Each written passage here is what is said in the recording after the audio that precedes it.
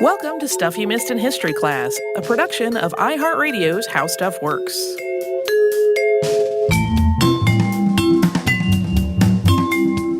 Hello and welcome to the podcast. I'm Holly Fry. And I'm Tracy V. Wilson. I am super duper excited because I was recently fortunate enough to visit the Smithsonian American Art Museum and sit down with the director, Stephanie Stebich, for a chat.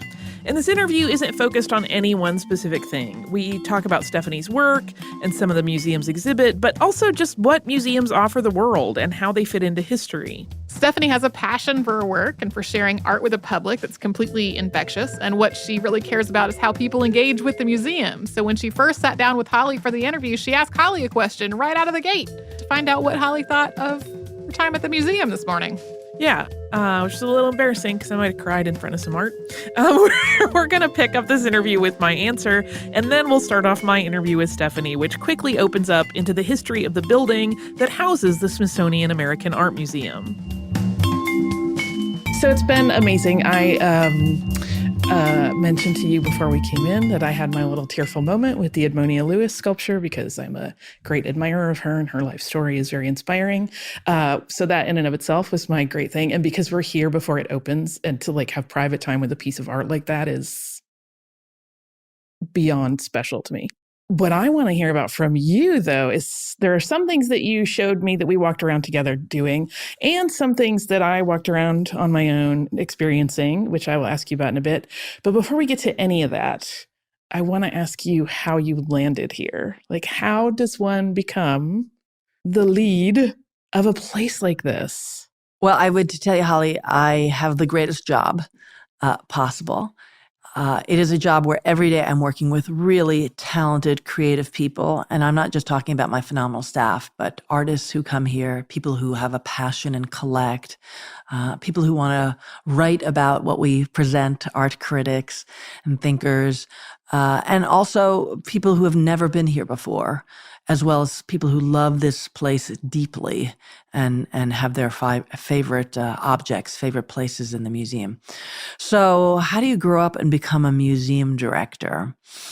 Well, I would tell you the Smithsonian is in many ways the Harvard of art museums because we are this big family of museums.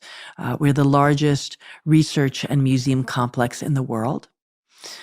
We are these sort of official national museums of different subject matters. So in my case, it's American art, as well as I run the Renwick Gallery, which is the National Museum of Craft. And then you go through the National Museum of African Art and the Cooper Hewitt and on, all these specialties. I grew up in museums. I felt at home in museums. I studied art history and there are different pathways. I could have taught. I could have worked at an auction house or a gallery, could have written. But when you work in a museum, you get to touch that many more lives.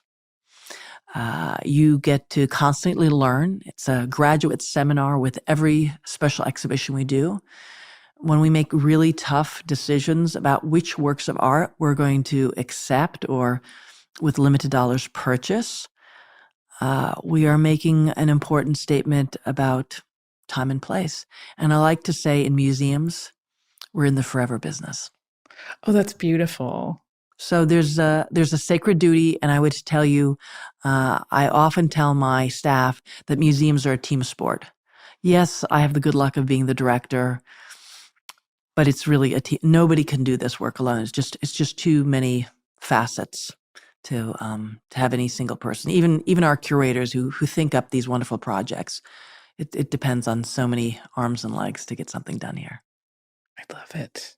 And I mean, just in our short time walking around with some of your staff, that's abundantly clear that just everyone here, one, is incredibly smart, incredibly engaged. Like talking to even like just the people that are walking through doing maintenance stuff, nobody is like just clocking in and doing their job. Like they all seem to really... Holly, museums are generally happy places.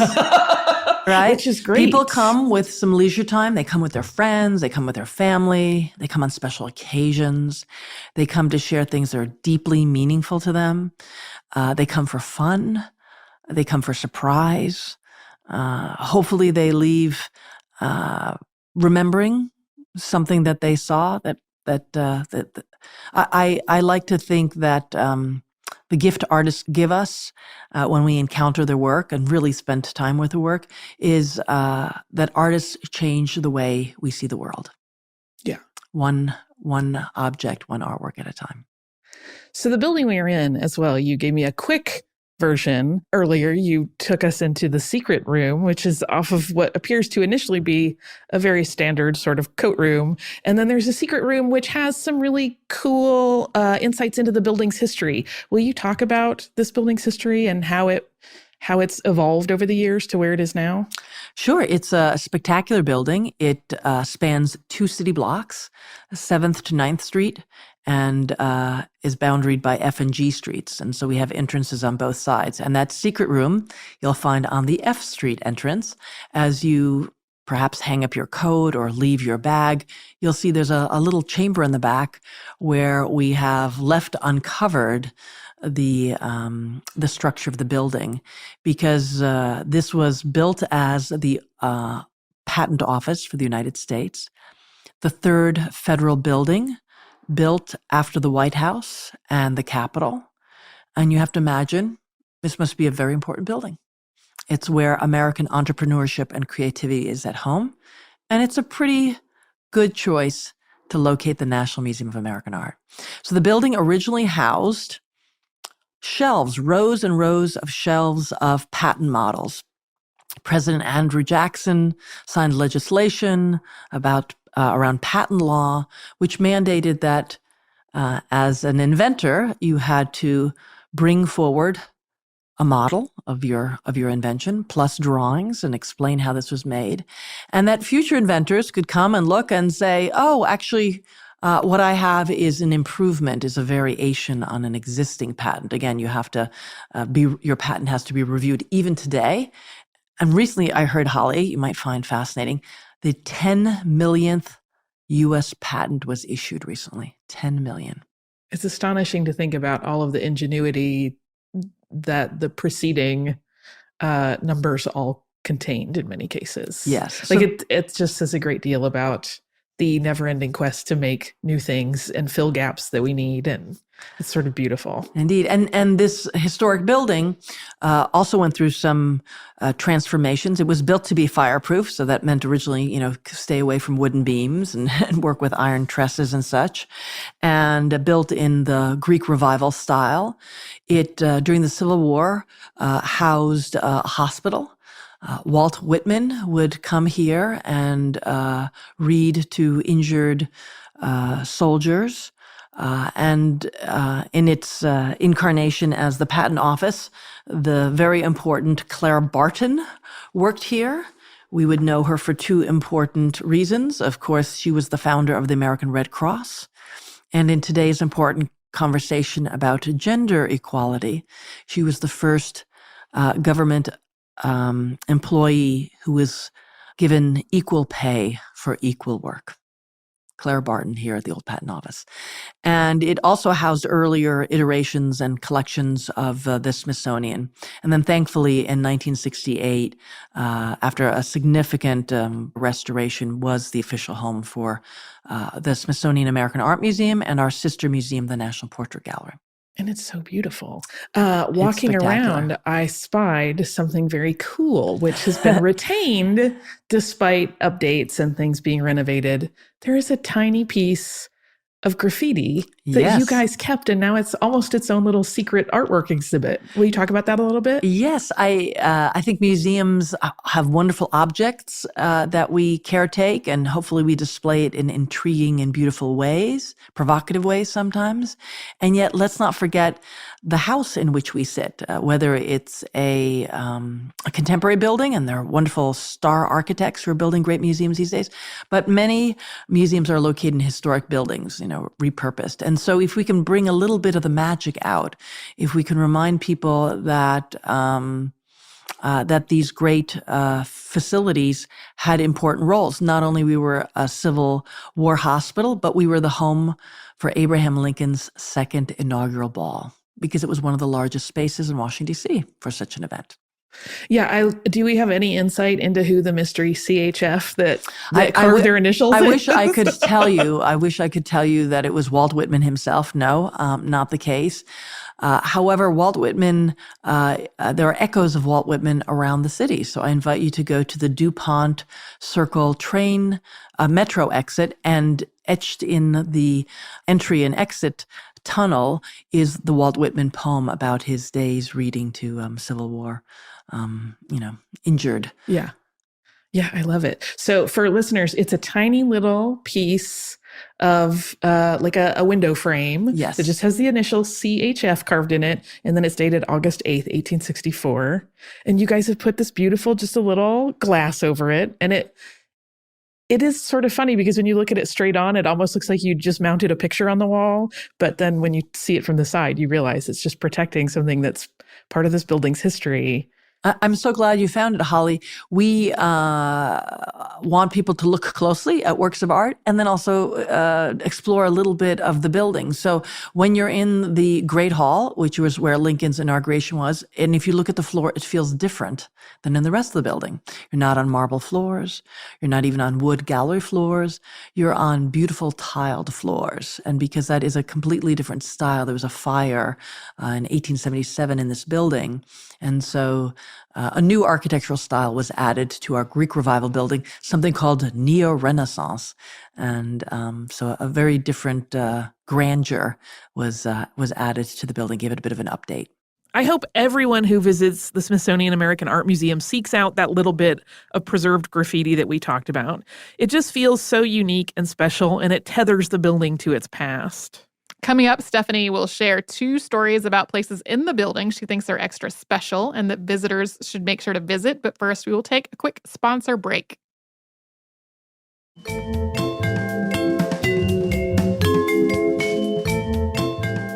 You mentioned that this was at one point the U.S. Patent Office, and you still have on display some unique pieces that are, old patents and their models. Will you talk about some of those, or some of your one or two of your favorites, perhaps? Sure, Holly. I always invite visitors to explore this really large building, the 3 different floors, and then make a beeline for 2 very special places. One is called the Luce Foundation Center for American Art, which is where we're located right now. And there are a couple of sort of mezzanine levels of shelves and open storage, as we like to call it. There are 3,000 works of art on view across all media. And then tucked in another corner that you and I spied and walked over a little bit is the Lunder Conservation Center, the first visible conservation center in a museum. So the patent models we thought would be important to still show, and we have an understanding with the patent office that a couple of delightful, I would say, both failed models and things we still enjoy today, like a butter churn, or I think you spied a sewing machine. I did. So these wonderful models are tagged with a wonderful sort of calligraphy indicating their number, a little bit of their history. We have reproductions of some of the drawings that talk about process and use, and we also have a timeline of the usage of the museum. So it's in Bay 21 when you're up on the sort of mezzanine level of the Luce Center. Yeah, it's. There are so many wonderful little nooks and crannies all over this building. But so I'm glad that you directed people where to go if they want to see that, because it might be tricky to find it if you don't know the building terribly well. One of the things I really wanted to talk to you about is an exhibit that you guys just opened, which is called Artists Respond, and it's American art in the Vietnam War. One, that's a really impactful exhibit to walk through.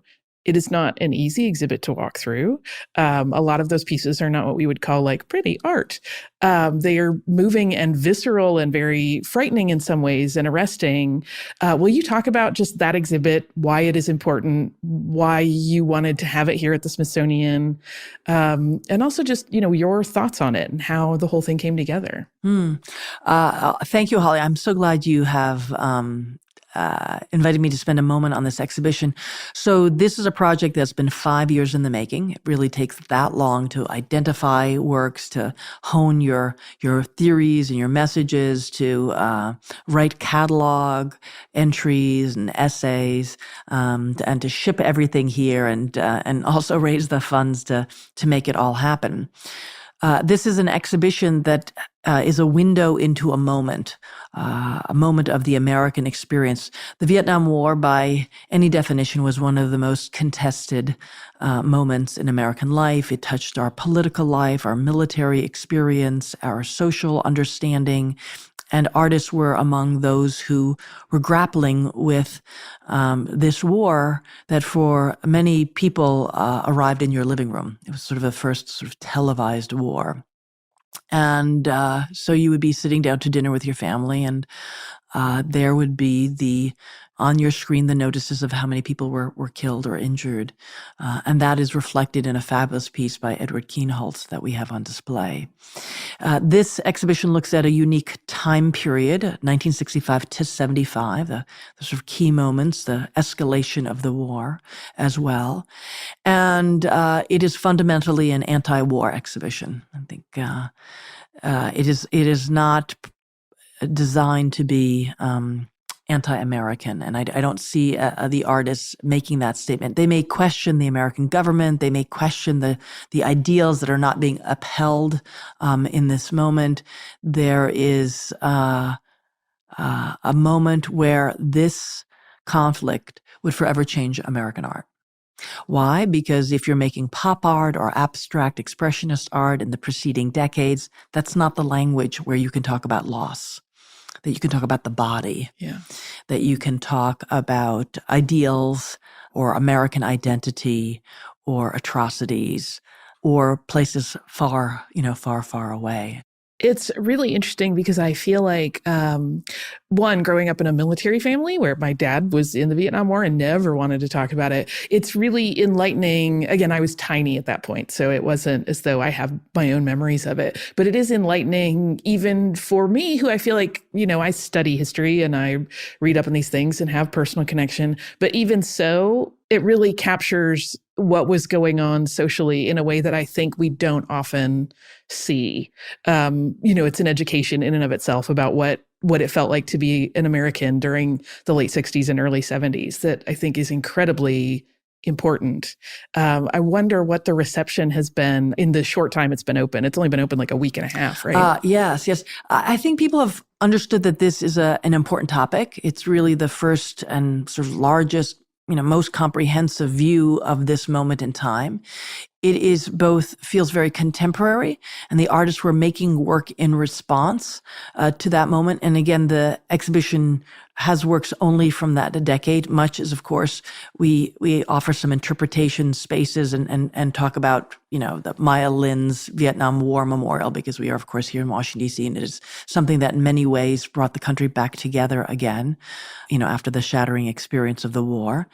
The exhibition also feels very historic in terms of moments that speak to the Democratic Convention, also a tough moment in Chicago. It's an exhibition that invites a lot more voices into the story than we were used to, both at the time and even sometimes today. So many more works by women artists, by people of color are included. I think people will be surprised how many works by veterans are in the exhibition, and they too grapple with their dual identity as an artist and as a veteran. It's also a show that confronts you with different media. So there'll be an environment, there'll be graphic posters, there'll be some photojournalist images, there'll be big, bold paintings. There are photographs of performances included. And I would tell you, a lot of these artists weren't necessarily making the art for the art world. They weren't necessarily expecting the works to be displayed, and a lot of dealers really didn't want to show this work. And it was work that in many ways was not always fully formed, was still in process. So you'll find people like Judy Chicago and Chris Burton, and you'll find people you may know less, like Jesse Trevino and Kim Jones, both vets, or somebody as impactful as Rupert Garcia. So an incredible mix. Yeah, the the breadth of artwork in that exhibit. As I was walking through, I kept going, wait, there's more down here? Like, it's huge. It is a big show, and believe it or not, we did a pretty good job of editing. Not everything you want to borrow is available, and yet people also are very generous in their loans, and you have to kind of track down who owns something because it may change hands during that time. I would also say that art critics have picked up that this is an exhibition that is worth writing about and hopefully encouraging people to visit. So we had early previews in the Washington Post and the Wall Street Journal, and a complimentary review in the Washington Post calling it a must-see exhibition. And I hope it is an exhibition you see with other people and that you can both respond to the works of art and also to your memories or your understanding of that moment. Again, conveyed through art. I have to keep reminding people, Holly, it's fundamentally an art exhibition. Much as we are pausing and trying to remember what exactly happened in that year of 1969 and what changed again in 1971. I mean, we offer timelines and other moments of context for our visitors, but it's really the art that we want you to encounter. Yeah, and you guys have a unique little setup where people can kind of process where they're at in terms of like what they've experienced and how they're thinking about it. Will you talk a little bit about that? Because it's fascinating. Yes, more and more we ask ourselves, how do our visitors get ready to see an exhibition and how do we give them a space for pause? So I have asked the curators to plan for each exhibition to have a video, a brief moment where you can stand. You don't necessarily just sit. We're not making black box spaces, but some kind of moment where we can talk about the artist or the time period or what was going on historically, just preparing visitors and letting every visitor come in sort of at a same level of information that we're offering. And then you go through the exhibition and the rooms are thematically laid out. They're numbered. So we do think that there is a story to be told as you move from room 1 to 5 or so. And then at the end, comfortable seating, a pencil, catalogs, books, a timeline, images, revisiting the artworks in a chronological sense instead of in a thematic sense, updating the story a little bit, reminding you what has happened since, and then asking you which works of art spoke to you. Which works of art will you not forget? Which works were familiar to you or artists that you know in one context, but did not ever think that they would be making art that would speak to the Vietnam War experience. Yeah, it's an amazing thing. I kind of wish every museum exhibit had it. More and more, I think we want to know more about how our visitors come into the museum. What is their frame of reference? What is their frame of knowledge? And how do we give them quiet space for interpretation, for sorting through before you again jump into another gallery, a different time moment, a different material. We want people to rest their eyes too. Yeah. I want to shift gears a little bit because you mentioned earlier to me before we started your favorite piece here, and I would love for you to talk about that a little bit. Oh, Holly, I have a favorite piece of the day. At the museum here, we have 44,000 works of art, and I'm constantly learning something new. I have the pleasure of meeting artists and then seeing the work maybe through their eyes, or when we purchase something, that becomes a new favorite. So remind me, what did I tell you was my favorite? Something that Helen Keller owned. But it is not my object. I'm happy to tell you about a work in the Smithsonian's collection. Gotcha. Again, as I mentioned, the American Art Museum, we hold 44,000 works of art in trust. But this story is so lovely. Indeed. I don't want to miss out on it. So the Smithsonian Institution, which is supported by your tax dollars as well as private contributions, holds 155 million objects. Imagine that. Now, let's imagine that most of those are maybe bugs in the Natural History Museum, but among those incredible objects that tell us about ourselves, our time, about what we're thinking and feeling, is an object that I'm very interested in, which is Helen Keller's watch. Okay, so pause for a second and imagine what you would think it would look like. It's not a wristwatch. It's a pocket watch. Okay. Was it made for her? No, actually, it was a gift. Who would have a watch that would be useful to Helen Keller? If I told you it was a diplomat, if I told you it was a pocket watch, if I told you it was a watch that you could feel the time on, so that there was an internal mechanism that where time would be represented on the outside, so that a diplomat would be diplomatic in ending a meeting or being on time someplace. And this was a gift to Helen Keller that she treasured, and makes us think differently about timekeeping and how somebody who overcame so much would find use in something that other people could also own and would have routinely. I love that. It's just such a fascinating little, I don't know, is it a piece of trivia to know that? It's just wonderful. Yeah. Can I tell you why I'm interested in this subject, Yes, Holly? of course. So I wear another hat or two or three at the Smithsonian, aside from running the American Art Museum and the Renwick Gallery. There are pan-institutional or Smithsonian-wide initiatives, and one of them is the American Women's History Initiative. I'm the co-chair of this. And we are spending the next 5 years to pull the threads together of all the stories of American women through science, through history, through natural history, through art, through politics, every which way that remarkable women and also everyday women have contributed to the American experience, to American history.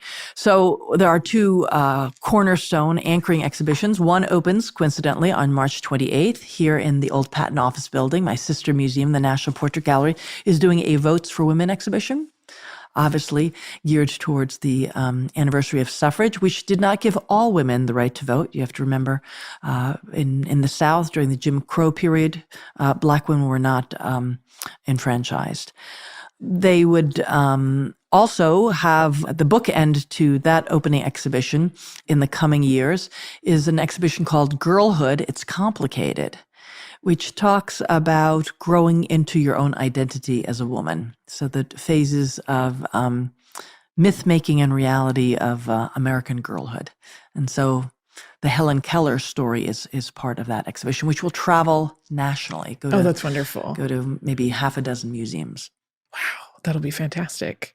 Coming up, Stephanie is going to talk a little bit about how even the frames that art is displayed in are an important part of an object's story. But first, we're going to pause and have a word from one of the sponsors that keeps this show going.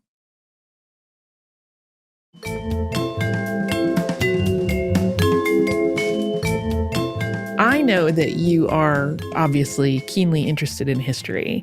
There was also another little bit of trivia that you told me as we were walking around talking about conservation and picture frames. Will you talk about that a little bit? Sure.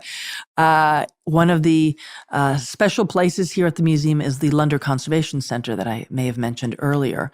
And when you are up in that space, what you encounter are floor-to-ceiling window panes. It is basically a glass box, and we have 5 conservation labs that are visible to anyone who comes up there. So our conservators are working diligently away in a framing studio, in an objects laboratory, in the time-based media space, in the painting lab.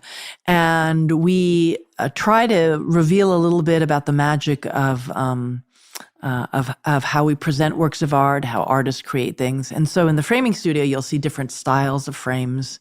We'll explain, how they're crafted. Close to the window, you'll see a little sampler of papers. So there's gold leaf, there's silver leaf, there's copper leaf, things like that. And more and more, we want to try to encourage our visitors to understand that there's something very special to a historic frame. that perhaps the artist was very intentional about the frame that they wanted. Maybe they even created the frame, or maybe it was important for a collector to have frames that really showcased and showcased the artwork. And gilding was often for the distinctive purpose of making the artwork glow. With limited domestic lighting, it would reflect the lighting and the painting better. So in the future, we will be adjusting our labels and pointing out to our visitors when it's an original frame. I love that so much. Won't that, I think, maybe start or maybe even stop a conversation? Wait, did you see that? It's an original frame. Yeah. Yeah. I mean, I think about there are a couple of art pieces I have bought fairly recently in New Orleans where the frames were made out of refuse from the hurricane. And to me, like, that's exactly kind of the same thing. It's just historically oriented. And in 100 years, someone will have that tag on and they'll be like, oh, it will add weight and depth to their understanding of that piece of art as they're taking it in. So yes, and framing, Holly, is ever evolving. Museums will take frames off and say, you know what, that frame speaks more to the collector and their desire to have one type of frame versus what was really more typical for this kind of an object. Museums go to great lengths to restore, in some cases, recreate frames to, again, honor the work of art. I love it. You obviously, because of your position, I don't want to get too heady or make you feel weird, but obviously you are the steward of a place that is maintaining and, bolstering history and how it's told. So I wonder, is it too weird for you to think about in 100 years when someone looks back on your directorship, what would you like them to remember? Well, I appreciate that you understand that these jobs are temporary, that we're all stewards, that I'm doing my very best to make sure that I advocate for visitors, that what we have to share is meaningful to the people who come through our doors. And I'm happy to report that museum visitation is at an all-time high. Last year, we welcomed some 2 million visitors, and this past year, 3 million visitors. It is a huge uptick. Now, of course, it's a special exhibition. It's things that capture people's imagination that they want to see, and we're delighted when that happens. And of course, we keep asking ourselves, who are we not speaking to? Who needs different works of art to feel welcome at the museum and be represented here? And I think mostly my impact will be which works of art I had the good luck of bringing into the collection and encouraging our curators to be bold and inviting people to be generous to help us purchase things. Hopefully my legacy will be some special exhibitions that will be groundbreaking, like our Artists Respond, American Art in the Vietnam War, 1965 to 1975 project, or our Burning Man exhibition at the Renwick Gallery, to ensure the exhibitions are bigger and bolder. I want to make sure that I'm educating the next generation of scholars in our fellowship program, which is going to be 50 years old next year, oldest, largest, and premier program in American art and visual culture. That we caretake these objects in the Lunder Conservation Center, and that mostly, Holly, people feel at home, that this is their museum, that the Smithsonian American Art Museum is deeply meaningful for people throughout their lives. I feel like your legacy is going to be that you opened the doors wider. Well, that's certainly my charge, because we are free. That is an amazing thing to offer all of this for free. We are open every single day of the year. I didn't know that. Except Christmas. I did not know that. And so, and in this building, the old patent office, we have later hours. We're open till 7 o'clock at night. The only Smithsonian with such late hours. And it gives us a different vibe and a different energy. And I'm happy to report we're also among the favorite of the Smithsonian museums, in the sense that after the National Zoo, we have the highest repeat visitation. 53% of our visitors come again. Wow. And we're not on the National Mall. So we're a destination. I love it. We're a destination. It speaks to the amazing work that you've been doing. I cannot thank you enough for having us today. Like, this has been dreamy. Well, Holly, I tell you, this is a place for the people of curious minds. This is a place for fun as well. We want you to get your hands dirty as well too. When we've got great family day programs. Let me tell you about one of my favorite programs, if you don't mind. We do something that I've never seen at any other museum because, believe it or not, we collect video games. We see video games as art in terms of the composition, in terms of the narrative, in terms of the elements that go into it, and they're often have a story component to them. So every year for some 10 years or so now, we've been doing something called Sam Arcade. You know what an arcade is? Oh yeah. The museum, the fabulous Kogod Courtyard, and other spaces in the museum are filled with all kinds of games and video games. They are free. We invite people to be polite and only use them for some 15 minutes or so, and people are very good about that. And let me tell you, there are motorcycles parked outside the museum. There are vans parked outside of the museum. There are people, pouring out of the metro station, young and old, English as their first language, as their second or third language. We feature new kinds of games that use historic elements and have a sense of chance that relate to biblical stories. A piece about Walden Pond, where you travel through the house and look at historic objects, how you go into the woods and have to chop down a tree to make the log cabin. Amazing kind of fantasy games that you play by yourself or with others. And best of all, you wander through the rest of the museum as you're going on. It's a 2-day event. We have over 10,000 people come, and it invites us to think about doing the next Art of Video Games exhibition, both at the museum and to send around the country. I will be here for that. Again, the American experience. You'll get tired of seeing me. And American creativity. For sure.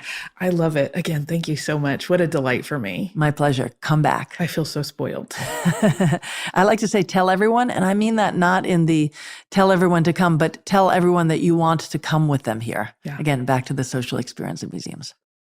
I feel like it is kind of impossible to not want to run to the Smithsonian American Art Museum after hearing Stephanie Stebich talk about it. If you'd like to run to the museum and you want to check out the exhibit that we mentioned in the show, Artists Respond, American Art in the Vietnam War, 1965 to 1975, that exhibit is open now and it will run until August 18th. We are also going to be sure to include a link to their website with information about that exhibit in our show notes. Super big thanks once again to Stephanie for being on the show.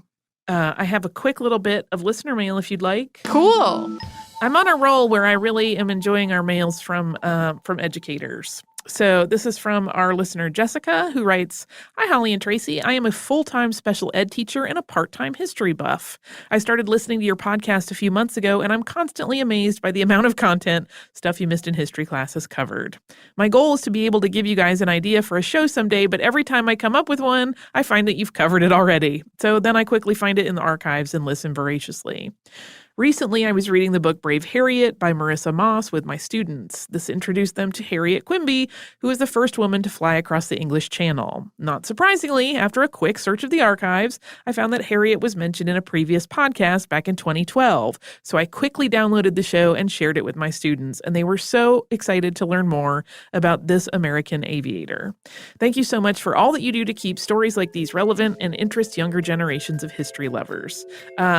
Thank you so much, Jessica. Again, I have to say thank you for being an educator, because we need those, and it is a noble endeavor, I certainly feel. If you would like to write to us, you can do so at historypodcast@howstuffworks.com, or you can come and visit us anywhere on social media where we are Missed in History. We're also at missedinhistory.com as our website, and all of the shows that have ever existed can be found right there. If you would like to subscribe to the show, you can do that on the iHeartRadio app, at Apple Podcasts, or wherever you listen to podcasts.